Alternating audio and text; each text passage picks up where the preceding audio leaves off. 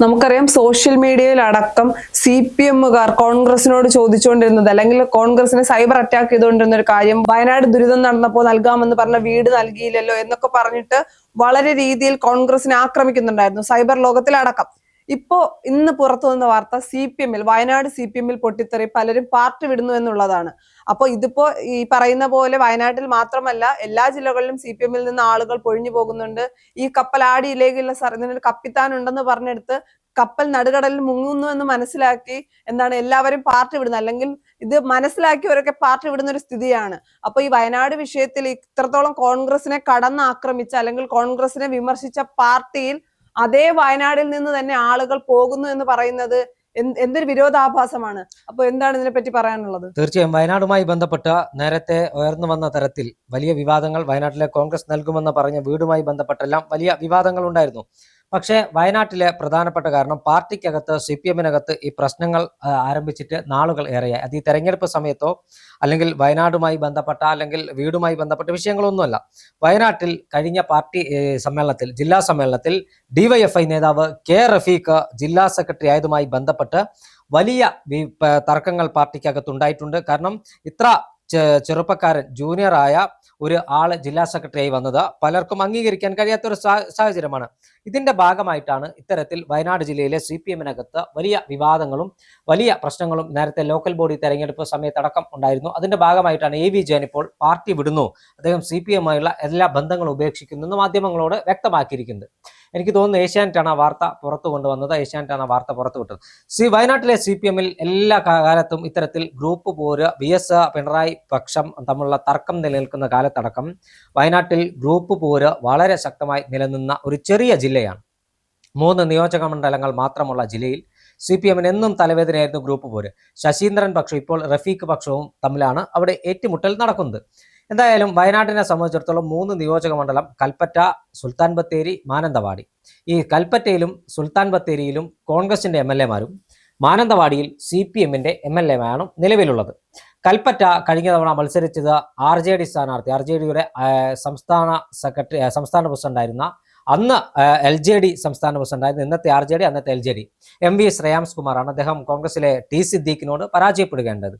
മാനന്തവാടിയും അതോടൊപ്പം തന്നെ കൽപ്പറ്റയും സംവരണ മണ്ഡലമാണ്, പട്ടിക വർഗ സംവരണ മണ്ഡലമാണ്. അത് അവിടെ OR കേളുവും IC ബാലകൃഷ്ണനും, മാനന്തവാടിയിൽ OR കേളുവും ബത്തേരിയിൽ IC ബാലകൃഷ്ണനും ജയിച്ചു വരുന്ന ഒരു സാഹചര്യമുണ്ടായി.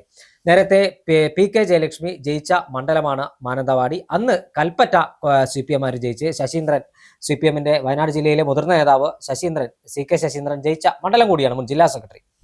എന്തായാലും വയനാട്ടിൽ ഈ ലോക്കൽ ബോഡി തെരഞ്ഞെടുപ്പിൽ CPM-ന് വലിയ പരാജയമാണ് ഉണ്ടായത്. വലിയ പരാജയം എന്ന് പറഞ്ഞാൽ CPM വിചാരിക്കാത്ത, CPM-ന്റെ പൊന്നാപരം കോട്ടകളെല്ലാം ഇളകുന്ന അല്ലെങ്കിൽ തകരുന്ന ഒരു കാഴ്ച കാണാൻ കഴിഞ്ഞു വയനാട്. അതോടൊപ്പം തന്നെ ജില്ലാ പഞ്ചായത്ത് അടക്കം വലിയ മുന്നേറ്റം അവർക്ക് സൃഷ്ടിക്കാൻ കഴിഞ്ഞതുമില്ല എന്നൊരു സ്ഥിതിയായി.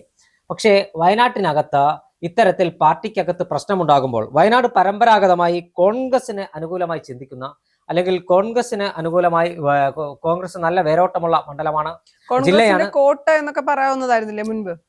മുസ്ലിം ലീഗിനും സ്വാധീനമുള്ള ജില്ലയാണ്. പക്ഷേ അവിടെ ഇത്തരത്തിൽ CPM-ന് കാര്യമായ സ്വാധീനമില്ല എന്നൊന്നും നമുക്ക് പറയാൻ കഴിയില്ല. കൃത്യമായ സ്വാധീനം, കൃത്യമായ വോട്ട് ഈ 3 നിയോജക മണ്ഡലങ്ങളിലും CPM-നുണ്ട്.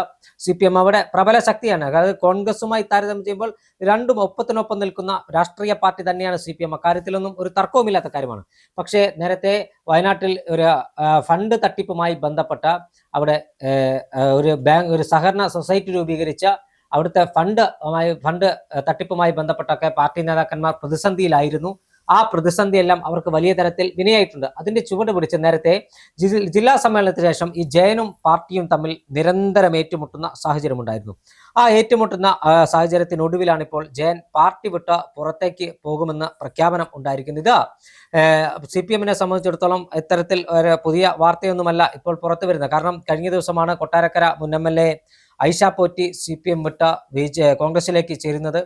അതിനു മുമ്പ് ചില പ്രാദേശിക നേതാക്കന്മാർ തിരുവനന്തപുരത്തടക്കം CPM വിട്ട് BJP-യിൽ ചേരുന്ന ഒരു സാഹചര്യം ഉണ്ടായിരുന്നു. എന്തായാലും AV ജയൻ ഏത് രാഷ്ട്രീയ പാർട്ടിയിലേക്ക് പോകുമെന്നും അദ്ദേഹം പ്രഖ്യാപിച്ചിട്ടില്ല. അദ്ദേഹം എന്തായാലും പാർട്ടി വിടുകയാണ്, CPM-ഉമായുള്ള ബന്ധം ഉപേക്ഷിക്കുകയാണ് എന്ന് ജയൻ അർത്ഥശങ്കയ്ക്കിടയില്ലാത്ത വിധം പ്രഖ്യാപിച്ചു കഴിഞ്ഞു. ഇനി അദ്ദേഹത്തിന്റെ വഴി ഏതാണ്, അദ്ദേഹം ഏത് രാഷ്ട്രീയ പാർട്ടിയിൽ ചേരുമെന്നെല്ലാം അദ്ദേഹമാണ് തെരഞ്ഞെടുക്കേണ്ടത്. വയനാട്ടിൽ ജയൻ പാർട്ടി വിടുന്നത് CPM-ന്റെ നിയമസഭാ തെരഞ്ഞെടുപ്പിലെ ഏതെങ്കിലും തരത്തിൽ ബാധിക്കുമോ എന്ന് ചോദിച്ചാൽ ചെറിയ ചില ബാധ ഉണ്ടാകുമെന്ന കാര്യത്തിലൊന്നും തർക്കമില്ല. കാരണം അദ്ദേഹത്തിന് സ്വാധീനമുള്ള പ്രദേശമുണ്ട്. ആ പ്രദേശങ്ങളിൽ അദ്ദേഹത്തെ അനുകൂലിക്കുന്ന ആളുകളുണ്ട്.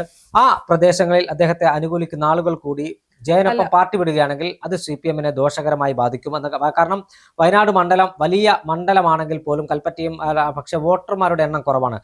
വനവിസ്തൃതി കൂടുതലുള്ള മണ്ഡലമായതിനാൽ തന്നെ മണ്ഡലത്തിന്റെ വലിപ്പത്തിനനുസരിച്ചുള്ള വോട്ടർമാർ ആ മണ്ഡലങ്ങളിൽ ഒന്നും ഇല്ല എന്നതൊരു യാഥാർത്ഥ്യം കൂടിയാണ്. അല്ല, ജയനൊപ്പം ഇനി കുറച്ച് പാർട്ടിക്കാർ കൂടി പോയാൽ അത് CPM-ന് വലിയ തിരിച്ചടിയാകില്ലേ വരാനിരിക്കുന്ന തെരഞ്ഞെടുപ്പിൽ? തീർച്ചയായും ജയനൊപ്പം അദ്ദേഹത്തിന്റെ കൂടെ പാർട്ടിക്കാരുണ്ടാകുമെന്നാണ്. പിന്നെ പാർട്ടി CPM ആണ്. ഏത് തരത്തിൽ ആ പാർട്ടി പ്രവർത്തകന്മാരെയെല്ലാം അവർ തങ്ങൾക്കൊപ്പം അണിനിരത്താനുള്ള ശ്രമം നടത്തും. കാരണം റഫീഖിനെ പോലെയുള്ള ഒരു യുവ ജില്ലാ സെക്രട്ടറിയാണ്. അദ്ദേഹത്തെ നമ്മൾ വില കുറച്ച് കാണുന്നൊന്നുമില്ല. കാരണം ഡിവൈഎഫ്ഐയുടെ ജില്ലാ നേതാവായിരിക്കുമ്പോഴാണ് അദ്ദേഹം വീണ്ടും പാർട്ടി ജില്ലാ സെക്രട്ടറി എന്ന ചുമതല ഏറ്റെടുക്കുന്നത്. റഫീഖ് ജില്ലാ സെക്രട്ടറിയായി വന്നത് അവിടെയുള്ള മുതിർന്ന നേതാക്കന്മാർക്ക് ഇഷ്ടപ്പെട്ടില്ല എന്നതൊരു യാഥാർത്ഥ്യമാണ്. റഫീഖ് ജില്ലാ സെക്രട്ടറിയായി വന്നത് മുതൽ തന്നെ പാർട്ടിക്കകത്ത് വലിയ ഗ്രൂപ്പ് പോരും വലിയ തമ്മിൽ തല്ലുമുണ്ട്. പക്ഷെ അത് പുറത്തേക്ക് പലയിടങ്ങളിലായി വന്നിട്ടുണ്ടെങ്കിലും ഇപ്പോഴാണ് ഒരു പാർട്ടിയിൽ നിന്ന് ഒരാൾ പുറത്തേക്ക് വരുന്ന ഒരു സാഹചര്യം ഉണ്ടായത്. പലയിടത്തും റഫീഖിനെ എതിർക്കുന്ന ആളുകൾ ലോക്കൽ ബോഡി തെരഞ്ഞെടുപ്പിലടക്കം പാർട്ടി സ്ഥാനാർത്ഥികളെ പരാജയപ്പെടുത്താൻ കൈമെയ് മറന്ന് പ്രവർത്തിച്ചിട്ടുണ്ട്. അതിന്റെ പരിണിത ഫലമാണ് കോൺഗ്രസിനും മുസ്ലിം ലീഗിനും ജില്ലയിലെ പലയിടങ്ങളിലും ഉണ്ടായ വിജയം എന്ന് നമുക്ക് എടുത്തു പറയേണ്ടതായിരിക്കുന്നു. പക്ഷേ CPM-നെ സംബന്ധിച്ചിടത്തോളം ഇപ്പോൾ ജയൻ പാർട്ടി വിട്ടത് വലിയ ക്ഷീണമായിരിക്കുന്നു. കാരണം അദ്ദേഹം ജനസ്വാധീനമുള്ള ഒരു നേതാവാണ്. ജനസ്വാധീനമുള്ള ഒരു നേതാവ് പാർട്ടി വിട്ട് പുറത്തേക്ക് പോകുമ്പോൾ അണികളോട് എന്തു പറയും എന്നൊരു ആശങ്ക പാർട്ടി നേതൃത്വത്തിന്റെ, പ്രത്യേകിച്ച് റഫീഖിനെതിരെ പാർട്ടിയിലെ ചില നേതാക്കന്മാർ തന്നെ പടപ്പുറപ്പാട് നടത്തുമ്പോൾ റഫീഖ് ഇതിന് മറുപടി പറയേണ്ട ഒരു സാഹചര്യമാണ് നിലവിൽ സംജാതമായിരിക്കുന്നത്. അല്ല, റഫീഖിനെതിരെ ഇത്തരം മുതിർന്ന നേതാക്കൾ മുന്നോട്ട് വരുമ്പോൾ ഒരു സ്ഥാനാർത്ഥിയെ റഫീഖ് അല്ലെങ്കിൽ ഇനി വരുന്ന റഫീഖ് സപ്പോർട്ട് ചെയ്യുന്ന സ്ഥാനാർത്ഥി ഇവർ പാലം വലിക്കില്ലെന്ന് പറയാനാകുമോ നിയമസഭാ തെരഞ്ഞെടുപ്പിൽ? അതും പാർട്ടി വെട്ടിലാക്കുന്ന അല്ലെങ്കിൽ പ്രതിസന്ധിയിലാക്കില്ല, അങ്ങനെ ഒരു കാര്യം കൂടി വരും. തീർച്ചയായും അത്തരത്തിലുള്ള സാധ്യത നമുക്ക് കാണാൻ കഴിയും. വയനാട്ടിൽ ജില്ലാ സെക്രട്ടറിയായ കെ റഫീഖിനെ അനുകൂലിക്കുന്ന ആരെങ്കിലും സ്ഥാനാർത്ഥിയായി വന്നാൽ ഒരുപക്ഷെ പാർട്ടി പ്രവർത്തകർക്കിടയിൽ അസ്വാരസ്യങ്ങളോ വിവാദങ്ങളോ ഒക്കെ ഉണ്ടാകാനുള്ള സാധ്യതയുണ്ട്. പക്ഷേ CPM ഇതിനെ ഏത് തരത്തിലാണ് നോക്കിക്കാണുന്നത്, ഈ ജയൻ പാർട്ടി വിട്ടതുമായി ബന്ധപ്പെട്ട് CPM-ന്റെ നിലപാട് എന്താണെന്നൊക്കെ നമുക്ക് വരും ദിവസങ്ങളിൽ കണ്ടറിയാം. വയനാട്ടിലെ പാർട്ടിക്ക് സുഗന്ധഗിരി തട്ടിപ്പുമായി ബന്ധപ്പെട്ടടക്കം വലിയ വിവാദങ്ങളിൽ ഉഴലുന്ന ഒരു സാഹചര്യമാണ് നിലവിലുള്ളത്. അത് പാർട്ടിയെ ഒരു ഭാഗത്ത് പിടിച്ചുലയ്ക്കുമ്പോഴാണ് ഇപ്പോൾ പാർട്ടിക്കകത്തു നിന്നുള്ള നേതാക്കന്മാർ പാർട്ടി വിട്ട് പുറത്തേക്ക് പോകുന്നത്. അത് പാർട്ടിയെ ദോഷകരമായി ബാധിക്കും എന്ന കാര്യത്തിലൊന്നും തർക്കമില്ല. കാരണം നിലവിൽ 3 മണ്ഡലങ്ങളിൽ മാത്രമാണ് മാനന്തവാടി മാത്രമാണ് ഇടതുമുന്നണിയുടെ CPM-ന്റെ കൈവശമുള്ളത്. അത് മന്ത്രിയാണ് OR കേളു ഇപ്പോൾ നിലവിൽ മന്ത്രിയാണ് അദ്ദേഹം. നിലവിൽ CPM പറയുന്നത് മാനന്തവാടിയും കൽപ്പറ്റയും സുൽത്താൻ ബത്തേരിയും ഞങ്ങൾ പിടിച്ചെടുക്കും, മാനന്തവാടി നിലനിർത്തുന്നതോടൊപ്പം 2 മണ്ഡലങ്ങൾ പിടിച്ചെടുക്കുമെന്ന്. കഴിഞ്ഞ തവണ LJD സ്ഥാനാർത്ഥി മത്സരിച്ചപ്പോൾ, അതായത് ശ്രേയാംസ് കുമാർ, നിലവിൽ RJD-യുടെ സംസ്ഥാന അധ്യക്ഷൻ MV ശ്രേയാംസ് കുമാർ മത്സരിച്ചപ്പോൾ CPM-ന്റെ കേഡർ വോട്ടുകൾ കോൺഗ്രസിന് അനുകൂലമായി വന്നിട്ടുണ്ട് എന്നതൊരു യാഥാർത്ഥ്യമാണ്. കാരണം LJD-യുടെ മുന്നണി പ്രവേശനം, അതുവരെ UDF-ന് ഒപ്പമുണ്ടായിരുന്ന LJD ഇടതുമുന്നണിയിലേക്ക് എത്തിയത്, ഒരു സുപ്രഭാതത്തിൽ ഇടതുമുന്നണിയിലേക്ക് എത്തിയത് ഇടതുമുന്നണിയിലെ അല്ലെങ്കിൽ CPM-ന്റെ അണികൾക്ക് രസിച്ചിട്ടില്ല എന്നതൊരു യാഥാർത്ഥ്യമാണ്. അവർ ശ്രേയാംസിനെ തോൽപ്പിക്കാൻ കൈപ്പത്തി ചിഹ്നത്തിൽ വോട്ട് ചെയ്തിട്ടുണ്ട്. ഇനി ശ്രേയാംസിന് കൽപ്പറ്റയിൽ സീറ്റ് നൽകാനുള്ള സാധ്യത വിദൂരമാണ്. ആ സീറ്റ് അതേ സീറ്റ് CPM മത്സരിച്ചാലോ? CPM ഏറ്റെടുത്താൽ അവിടെ നല്ലൊരു മത്സരം ഉണ്ടാകുമെന്ന കാര്യത്തിൽ തർക്കമില്ല. കാരണം കൽപ്പറ്റ CPM-ന് പരമ്പരാഗതമായി ശക്തിയുള്ള ഒരു മണ്ഡലമാണ്. നേരത്തെ CPM ജയിച്ചു വന്നിരുന്ന മണ്ഡലമാണ്.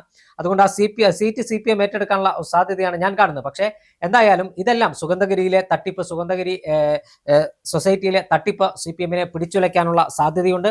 അതിനൊപ്പം തന്നെ പാർട്ടിയിൽ നിന്ന് നേതാക്കന്മാർ വിട്ടുപോകുന്നത് പാർട്ടിയെ പ്രതിസന്ധിയിലാക്കും. വയനാട് ടൗൺഷിപ്പ് നിർമ്മാണം ഫെബ്രുവരിയിൽ പൂർത്തിയാക്കുമെന്നാണ് സംസ്ഥാന സർക്കാർ പറയുന്നത്.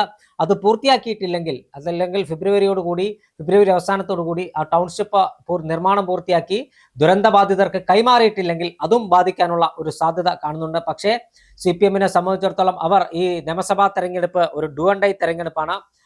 കാരണം 3ാം തവണയും അധികാരത്തിൽ എത്തിയിട്ടില്ലെങ്കിൽ പാർട്ടിക്കകത്ത് വലിയ പ്രശ്നങ്ങൾ ഉണ്ടാകും. പാർട്ടി തന്നെ തകരുന്ന ഒരു സ്ഥിതിയിലേക്ക് എത്തും. അതുകൊണ്ട് രാജ്യത്ത് CPM-ന് അധികാരത്തിലുള്ള ഏക സംസ്ഥാനം കേരളമാണ്. അതുകൊണ്ട് ആ ഭരണം നിലനിർത്താൻ എല്ലാ ശ്രമങ്ങളും CPM നടത്തും. ആ ഒരു പശ്ചാത്തലത്തിൽ എന്തായാലും വയനാട്ടിലെ വയനാട്ടിലെ 3 മണ്ഡലങ്ങളും വിജയിക്കുന്ന CPM-ന്റെ ഒരു പ്രഖ്യാപിത നിലപാട്. പക്ഷേ 3 മണ്ഡലങ്ങളും വിജയിക്കുക എന്നത് അത്ര എളുപ്പമുള്ള കാര്യമല്ല. മറുഭാഗത്ത് 3 മണ്ഡലങ്ങളിലും കോൺഗ്രസ് ആണ് മത്സരിക്കുന്നത്.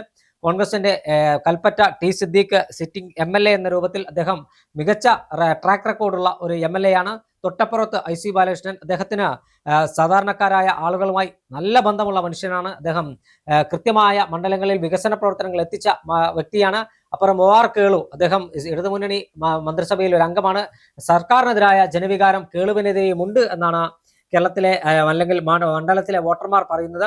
എന്തായാലും 3 മണ്ഡലങ്ങളിലും തീപ്പാറുന്ന മത്സരമാണ് നടക്കാൻ പോകുന്നത്. പക്ഷേ അപ്പോഴാണ് സുഗന്ധഗിരി സൊസൈറ്റി തട്ടിപ്പും പാർട്ടിക്കകത്തെ വിഭാഗീയതയും നേതാക്കന്മാർ പാർട്ടി വിട്ടുപോകുന്നതുമെല്ലാം CPM-നെ ഏത് തരത്തിലാണ് ബാധിക്കുക എന്നത് നമുക്ക് തെരഞ്ഞെടുപ്പ് ഫലം വരുമ്പോൾ മാത്രമേ മനസ്സിലാക്കാൻ സാധിക്കൂ.